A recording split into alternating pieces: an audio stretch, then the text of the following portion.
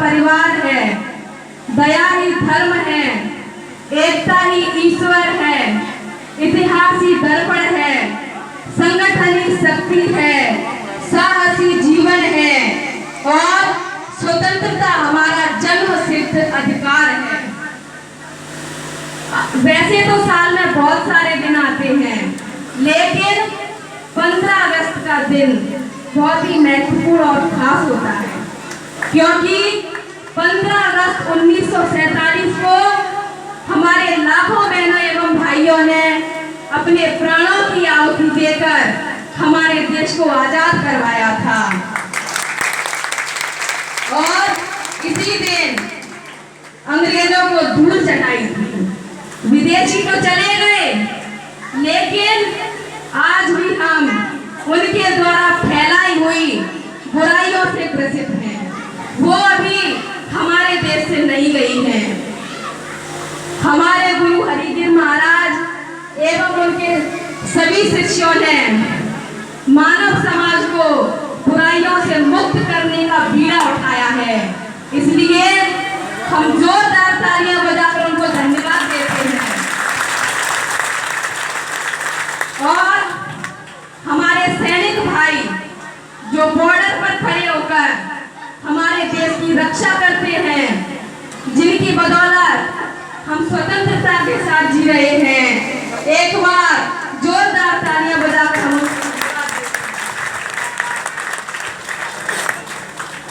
बंधुओं, संकल्प विद्या मंदिर, संकल्प लेकर विद्या को प्राप्त करना। और मंदिर एक ऐसा स्थान होता है जहाँ पर भगवान का निवास होता है। बहुत ही सुंदर नाम रखा है स्कूल का। मैंने इनसे पूछा भी था कि इस स्कूल का उद्देश्य क्या है जो आपने खोला हुआ है।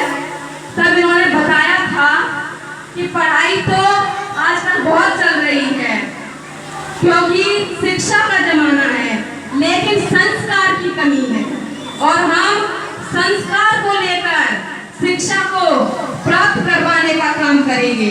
बहुत ही सुंदर विचार है, इसलिए मैं उनको धन्यवाद देना चाहती हूँ। तो शिक्षा का जमाना है, education is the third I of the man. शिक्षा ही मानव का तीसरा नेत्र है। Teacher is the builder of the nation, अर्थात शिक्षक ही राष्ट्र निर्माता है। आज देश में, दुनिया में शिक्षा की कोई कमी नहीं है, लेकिन कमी किसकी है? सदाचार की। हमारे जो संस्कार हैं उनकी कमी है। जो पाश्चात्य संस्कृति को हम लोग अपना रहे हैं और अपनी संस्कृति को भूलते जा रहे हैं, उसकी कमी है। इसलिए जो बच्चे हैं, जो विद्यार्थी हैं, उनको संस्कार की सख्त जरूरत है। और संस्कार कहाँ से मिलेंगे? माता पिता से। इसलिए यहाँ पर जो भी पेरेंट्स, जो भी गार्जियंस आए हैं बच्चों के, मैं उनसे संकल्प लेना चाहती हूँ, मैं उनसे निवेदन करना चाहती हूँ, क्योंकि हम सुनते आए अपने पूर्वजों से कि बच्चे बड़ों से सीखते हैं। अगर बड़े ही गलत करेंगे तो बच्चे अच्छा कहाँ से सीखेंगे? इसलिए अगर पिता दारू पी रहा है तो बच्चा क्या सीखेगा? वो भी दारू पिएगा। माताएं हैं जो शिक्षा के कारण अंधविश्वास में भटक रही है, तो क्या सीखेंगे बच्चे? घर में शिक्षा तो स्कूल में मिल जाती है, लेकिन सही जो उनको स्कूल में तो सिर्फ एक गाइडेंस दिया जा सकता है, लेकिन माहौल घर में दिया जा सकता है। अब घर का माहौल है, लड़ाई हो रही है, रोज दारू पी रहे हैं पिता, तो माहौल किसको देना पड़ेगा? पेरेंट्स को। हर पेरेंट्स के विचार होते हैं, हमारा बच्चा बड़ा बने, बड़ा लक्ष्य प्राप्त करे, IAS बने, IPS बने। अब बनेगा कैसे? उसके लिए आपको सोचना पड़ेगा। घर में उनको संस्कार देने होंगे, सही और गलत के बीच में उनको फर्क बताना होगा। बच्चों और बच्चियों के बीच में जो फर्क करते हैं माताएं बहनें, मैं उनसे भी कहना चाहती हूँ, कोई फर्क नहीं करना चाहिए। और कुपोषण का शिकार हो रहे हैं हमारे बच्चे। भारत में हजारों बच्चे कुपोषित हैं, इसलिए उनका पालन पोषण भी बराबरी से और सही तरीके से करना चाहिए। यह हमारा ही कर्तव्य है। और यहाँ पर जो विद्यार्थी हैं, बच्चे हैं, मैं उन सभी से कहना चाहती हूँ कि आप शिक्षा जो ग्रहण कर रहे हैं, लेकिन उसके लिए आप जो लक्ष्य आपने बनाया है वो कैसे प्राप्त होगा। तो कुछ बातें ध्यान से सुनना। सबसे पहला हमारे विद्यार्थियों से निवेदन है मेरा कि शांत रह जाएं और देखो दीदी बहुत अच्छी बात बताने वाली है आप सब लोग को। ध्यान से सुनना, सब लोगों को बताने वाली है। हमारे जो पूर्वज कहते थे, हमने कई बार सुना है कि झूठ बोले तो कौवा काटे। असल में कोई कौवा नहीं काटता है, लेकिन ये कहावत क्यों है कि झूठ बोलना महापाप होता है। बच्चे झूठ क्यों बोलते हैं जब कोई गलत काम करते हैं? बच्चों को नहीं पता होता है कि गलत और सही क्या होता है।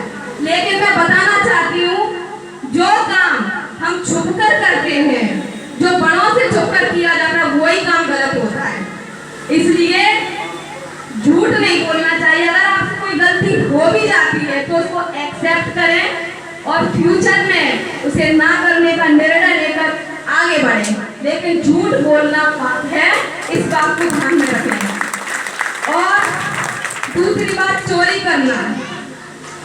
बचपन में क्या होता है, बच्चे पेंसिल की चोरी कर लेते हैं, इरेजर की चोरी कर लेते हैं, जिसे नजरअंदाज कर दिया जाता है। लेकिन बड़े होकर फिर वो चोरियां भी बड़ी हो जाती है और चोरियां भी बहुत बड़ा पाप होता है। इसलिए बच्चों को यह शिक्षा भी देनी चाहिए। मैं आप सभी से कह रही हूँ कि चोरी करना गलत है। चुगली करना, दूसरों की चुगलियां हम लोग करते हैं, वो बहुत गलत होता है, क्योंकि उनमें जो कमियां होती हैं वो हमारे अंदर प्रवेश कर जाती हैं। इसलिए चुगली करना, झूठ बोलना, गलत कामों से दूर रहना। और तपस्या, संतों का काम नहीं है तपस्या करना। विद्यार्थी जीवन में तपस्या के साथ चले, सदाचार और संयम नियम के साथ चलेंगे तो ही बड़ा लक्ष्य हासिल हो पाएगा। फिर आपको IAS, IPS, प्रधानमंत्री, डॉक्टर बनने से कोई नहीं रोक पाएगा, अगर आप इन चीजों को फॉलो करेंगे।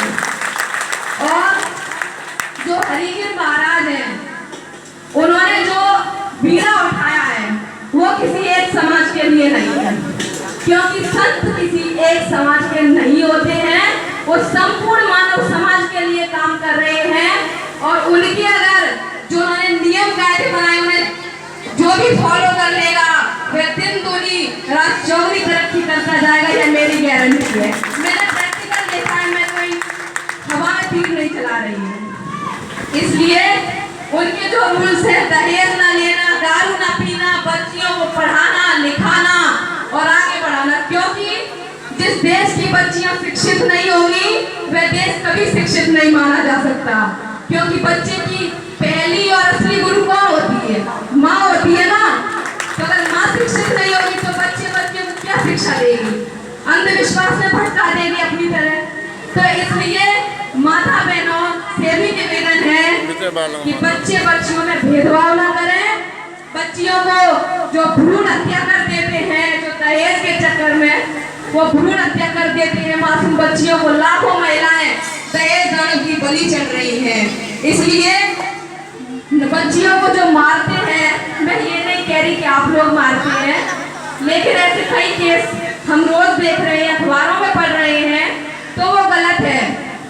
महाराज जी जो दहेज बंद करवा रहे हैं, ये इसीलिए करवा रहे ताकि जो बच्चियों की भ्रूण हत्या होती थी, जो पेट में ही उनको मार देते थे सोनोग्राफी करा के, वो बंद हो गए हैं और आने वाले समय में बिल्कुल ही खत्म हो जाएंगे।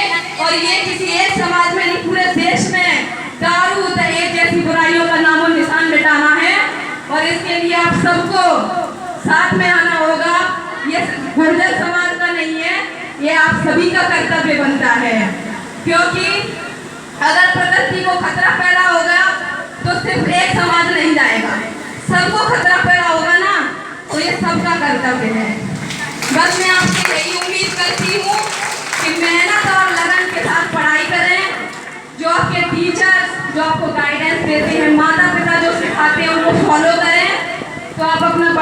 प्राप्त कर पाएंगे। एक बार जोर से जयकारा लगा